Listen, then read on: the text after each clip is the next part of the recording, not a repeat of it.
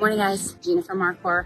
I am out doing a roof inspection for one of our solar accounts, and really interesting stuff that we're seeing here. So this homeowner called into one of the accounts that we do service for that had some leaks, and as I get up on the roof, I notice we've got keyway. So what they did is they installed this roofing product improperly. So this is called an architectural shingle. The installation is actually supposed to be installed in what we call a pyramid method. So it actually looks like it's going up on a diagonal, and we space them out about every 6 inches before we start the next shingle. This, they installed, unfortunately, like a 3-tap shingle, which is an older fashion and something more looking like what we have next door. And when you install one like the other, leaks are a possibility. The fact that the pitch of this roof is pretty low here too doesn't really help the situation, because once they put the solar brackets in, it opens up the cavity of the roof, and we're gonna have none other than a leak. The other scary part is that that's what I'm seeing on the back of this house with a giant dip in this roof. Repairs made to the roof throughout.